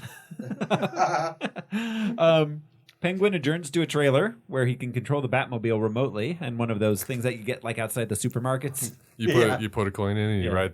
The car shakes you around. Yeah. After Batman gets into the car, Penguin takes control and runs amok through Gotham. During the chase, however, Batman records Oswald's disparaging remarks about the people of Gotham City. Yeah, that's how he takes him down. Yes. Oh, that disgusting little man doesn't like us. He thinks we're bad. Well, now I think he's bad.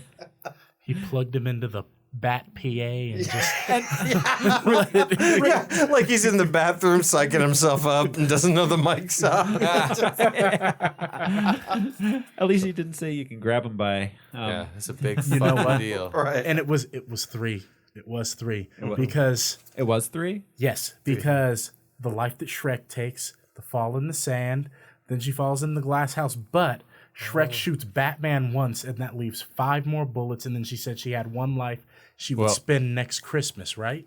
No, I have it. But she takes her last life with the shock. Oh yeah. No, that was her second to last. Well, her second to last, I mean. Penultimate. So, I just jumped ahead in my notes. Max shoots Bruce once and Selina 4 times. It's the 3 from the 3 from falling and the 4 bullets. That's 7. 1 more for the electric kiss. That's not how cats' lives work, though, with bullets. And then she found Jesus and was born again. So then that adds 1. Oh, okay. So if you So the complete sand was the what? level, you also get a life. The one continue. the kiss was the 8th life. So Okay. she still had 1. So the One sand, left. sand Okay, was yeah, what? so- Yeah, the sand Okay. was 1. Okay, buddy. all right. Yep. We like an accurate count. So Batman eventually finds the control and removes it, takes back control of the Batmobile. The next day, at a speech the Penguin is giving, Batman hacks into the microphone signal? I guess they're wireless. I know Jeremy mentioned it, but did it already happen where he's like meeting this like Senate of penguins? No, it's coming up. Yeah. It's insane. Batman hacks in the microphone signal and plays a recording of the terrible things Penguin said about the people of Gotham. Wasn't it just before this that Alfred? This is where, yes, Okay. where they're about to go down into the Batcave. About to go down in the Batcave. Alfred suggests that there's security to consider in repairing the Batmobile, and Bruce says, "Security? Who let Vicky Vale into the Batcave?" Yeah.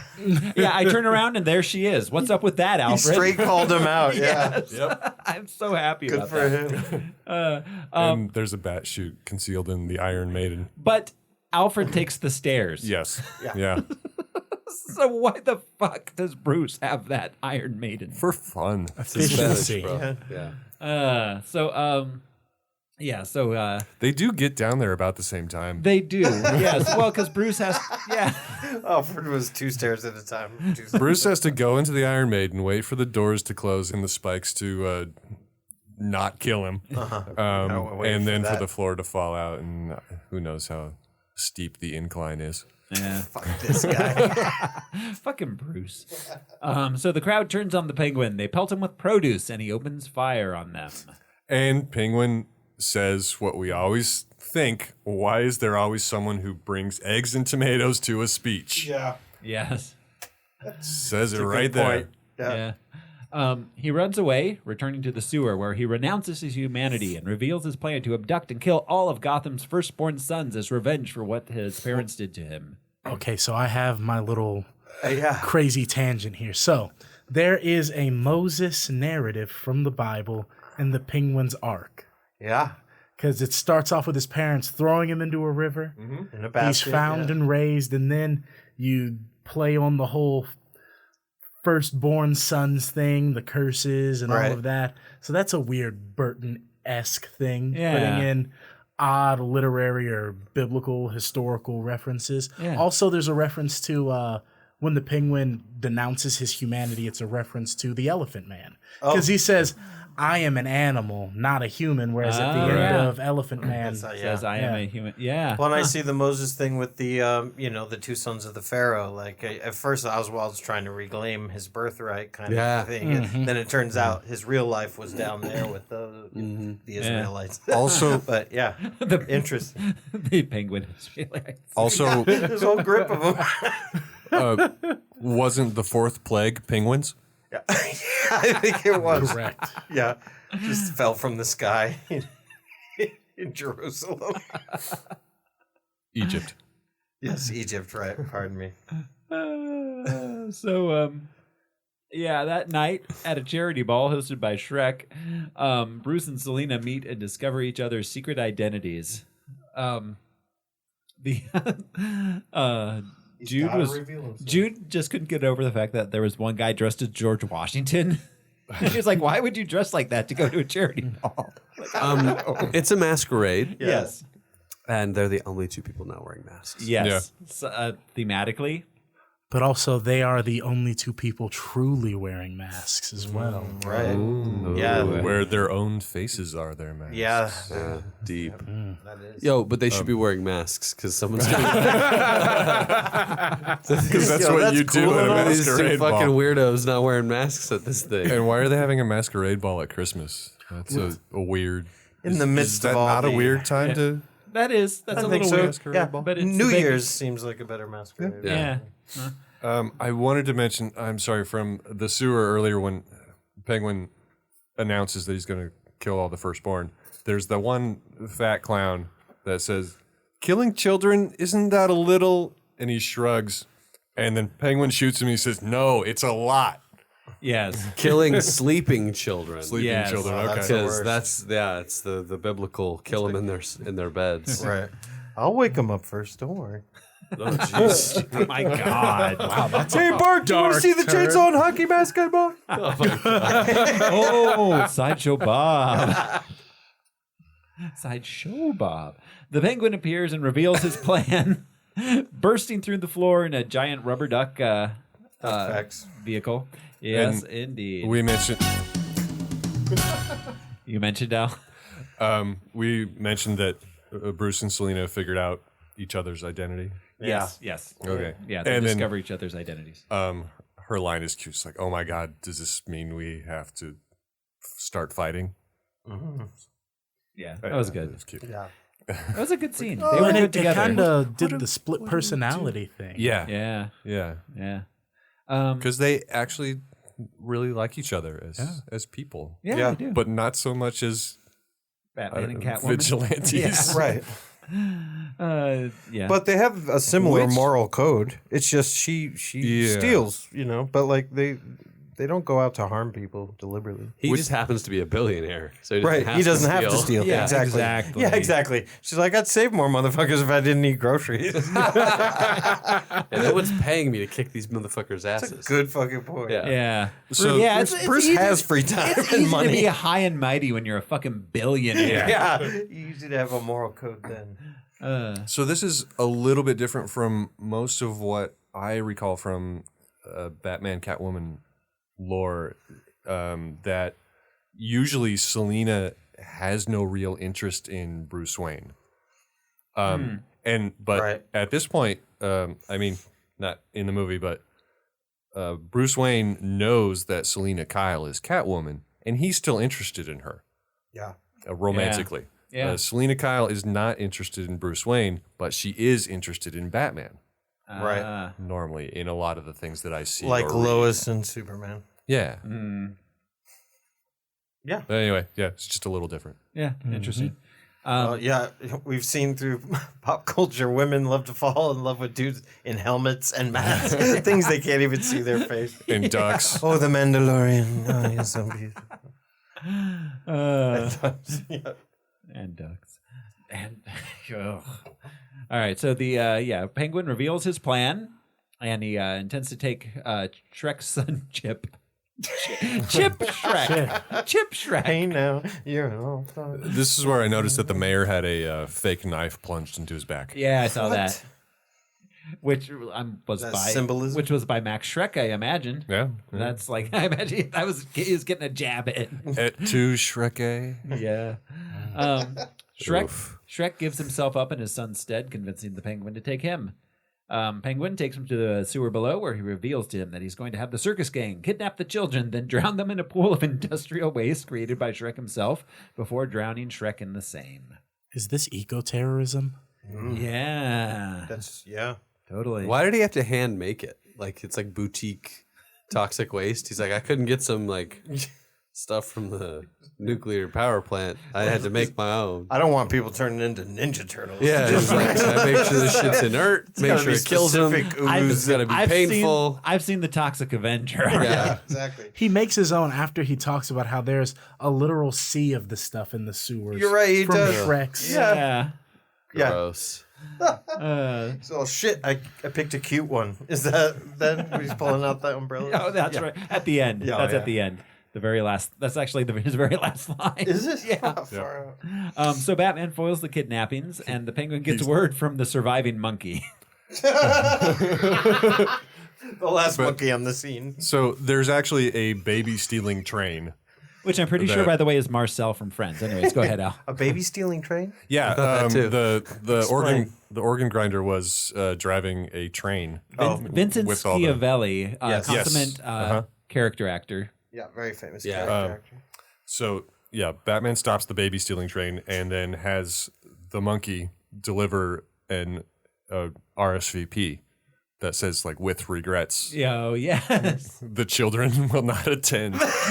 All the children RSVP on that one. Yeah. Oh, Batman's playing the Penguins game. It's so nuts. But Batman 66, he sends an RSVP to the Penguin. Oh God.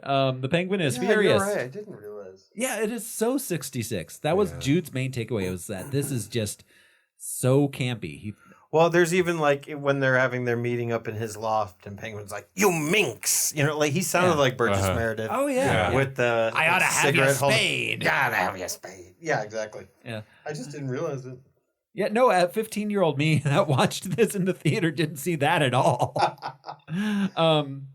So yeah, the Penguin is furious, and he sends out an army of radio-controlled penguins with rockets strapped to their backs to destroy the city. This is the most convoluted plan ever. The Joker's was so much more straightforward. Yeah, what? Yeah, Joker's was genius. He's gonna launch rockets from the penguins at Max Schreck. Yeah, He's just gonna have the penguins launch the rockets into the air, and it'll destroy the city. Well, guys, he really wanted his penguin family to be involved in his plans. Yeah, yes. They had been left out up to this point. The launch destination was Gotham Plaza, and we have the poodle lady. She's on the radio, giving out mornings from 5 to 10, delivering all these stats to the Penguin, and she estimated casualties at 100,000 people. Wow! So, but they were headed towards Gotham Plaza, which they later called Gotham Square, but it was just a central spot where a lot of people were going to be. I think. So how all those penguins get to Gotham? I get the circus crew. Shit. Were they from the zoo?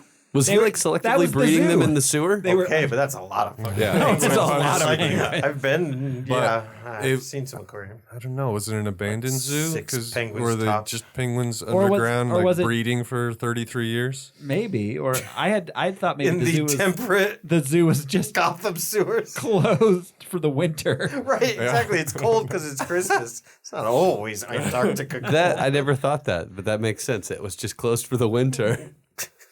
Yeah, those penguins are like, yo, I can't get arrested. I gotta go back to work. So in the end, then Batman did an incredibly massive amount of property damage. Oh, by so much. Yeah. So much property damage. That's true. It's not even like it's a defunct zoo. It's the actual Gotham Zoo. He's like, fuck it, I guess I'll blow it up. A few months later, some dude comes to unlock it. Just like the fuck happened here? My zoo. All the carnivores are fine, but the fucking penguins went batshit. There's a point where Batman is looking at the screen in his bat boat, and his bat sewer boat, and it has like pictures of like the penguins, like, but it's like a little line version of the penguin. Someone had to program into there for it to show penguin shapes. Yeah, and then it has the rubber duck shape. Alfred did all that. Yeah. Alfred programmed it. He'd been going to community college since the last movie. Been taking Flash. Yeah, it's like the Superman missile video game, right? From That's Superman right. 3. Part 3. Right. Yeah. So Alfred jams the signal and orders the penguins to return to the sewer. The penguin attempts to escape in his duckmobile, but Batman arrives in his bat boat and crashes into the duck. I called it an all-terrain duck because it came out of the water and had the wheels and went up the stairs. As Batman leans out of the wreckage of the Batmobile and stares at the rubber duck, he says, "Tell me, do you bleed?"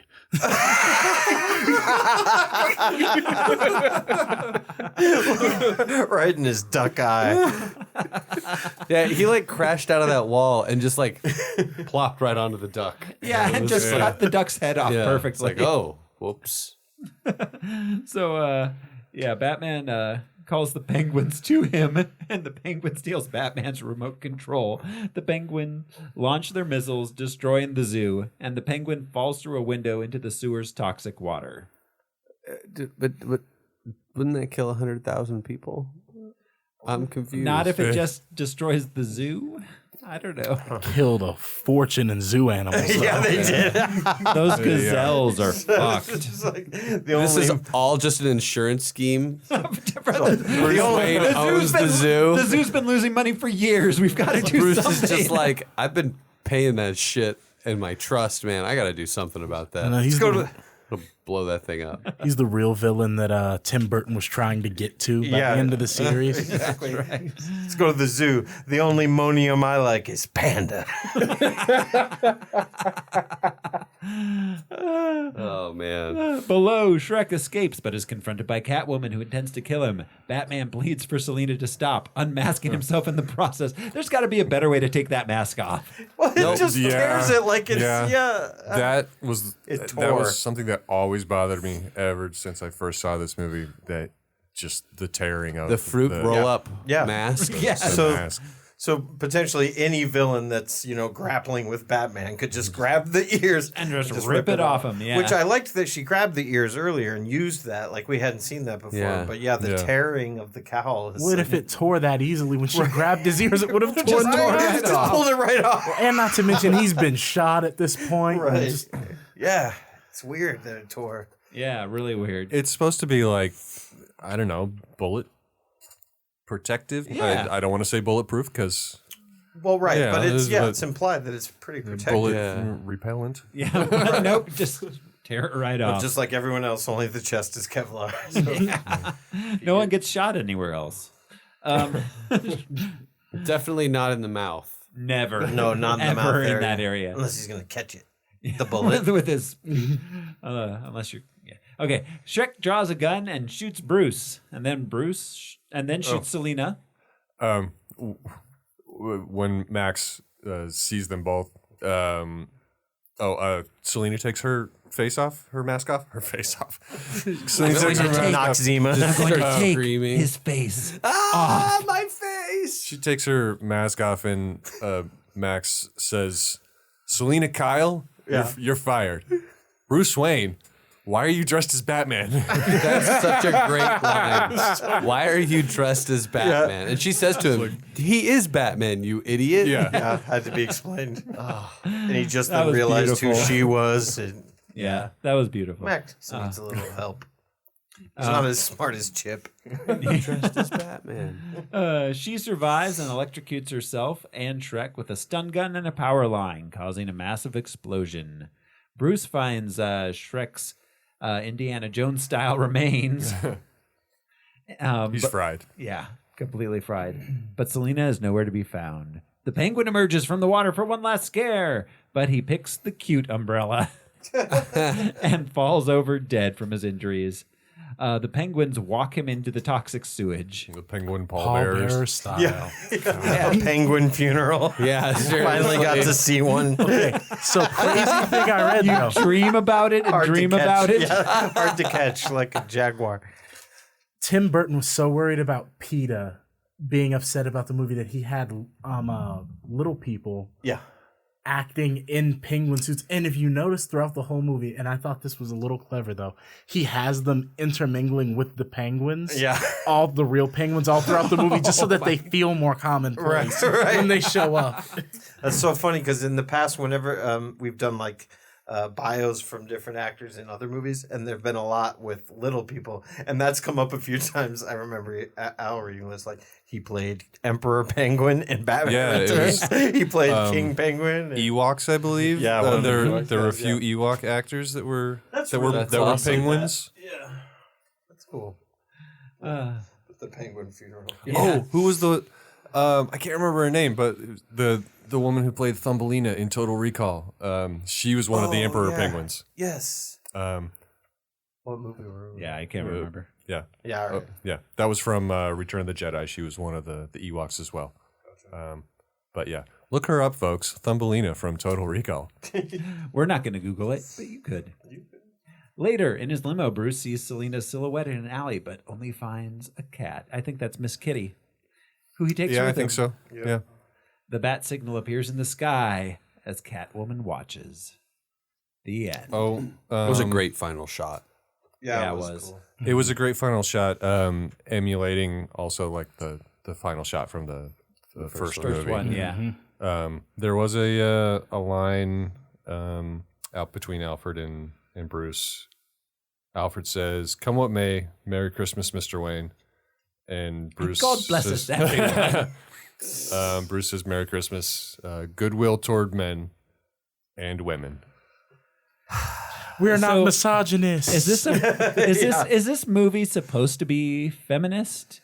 Was it trying to be feminist for 1992? in a so. very fumbling 90s way. Yeah, that's Yeah. a good way to put it. Michelle Pfeiffer was awesome. She was great. She did a great job, but I was right off the bat sort of aggravated with how weak and feeble she was. She gains that, but yeah, I think you're right. Well, Jeremy put it, in a very kind of. It's kind of like when your elderly grandfather starts speaking Spanish at the Japanese waiter. Yeah, he's trying. Like, at least he didn't call anyone Oriental this Yeah, week. exactly. He's trying. It was again another departure from the mood of the comics, or just the character history of the comics. Oswald Cobblepot, the penguin, was not raised by penguins. No.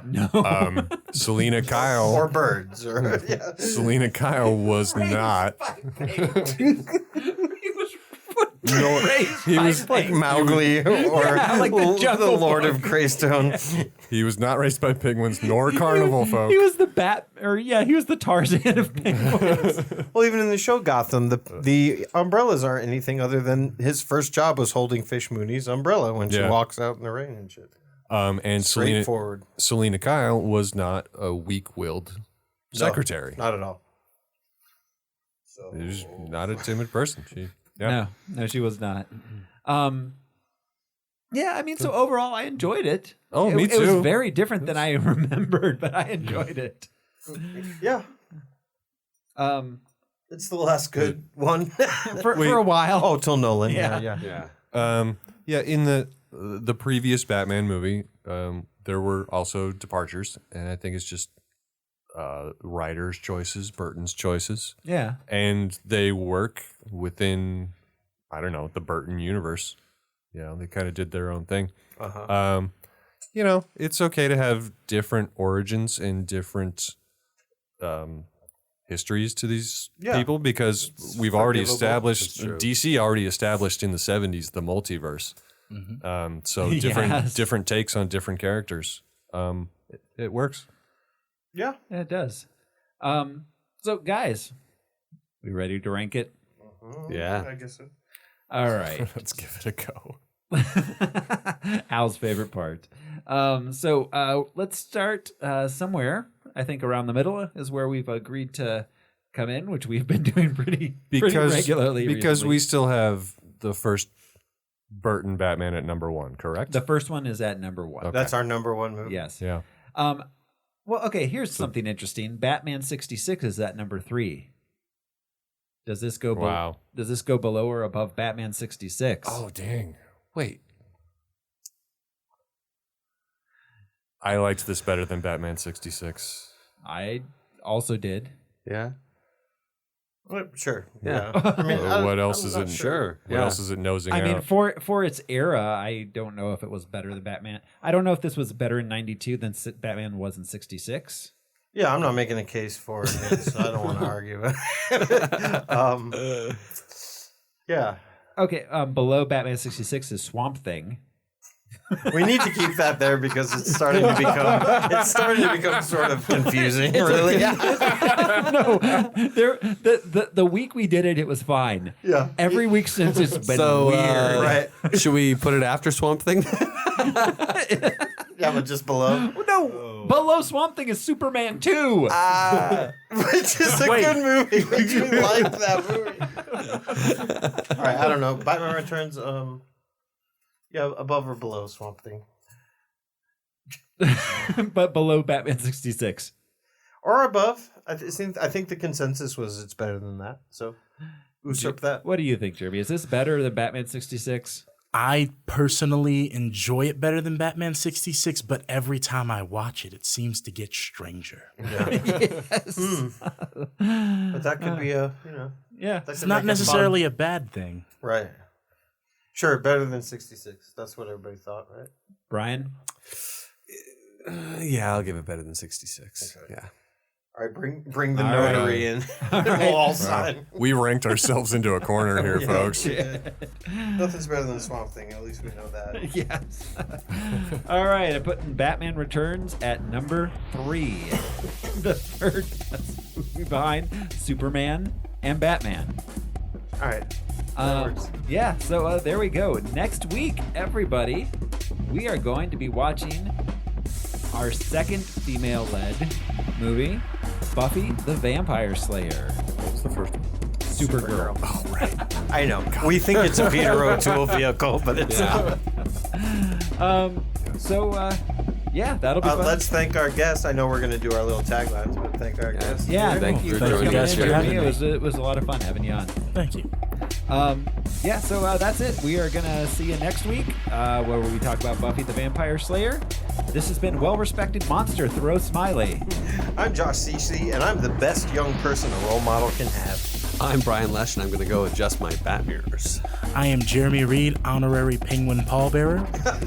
I'm Alaric Weber, and I feel 5 feet tall. Thank you, everybody. Bye! Harmless Phosphorescence was brought to you by executive producer Atticus Burkett, producers Michael Beckwith, Jojo Birchtree, Hedda Paulson, Kirsten Reed and Alyssa Dent, and Katie and Finn Thorpe. Make sure to rate and review us on iTunes. Follow us on Twitter, Facebook, or Instagram. Harmless Phosphorescence is a part of the Harmless Entertainment Network. Become a patron at patreon.com/harmlessentertainment. Thank you for listening.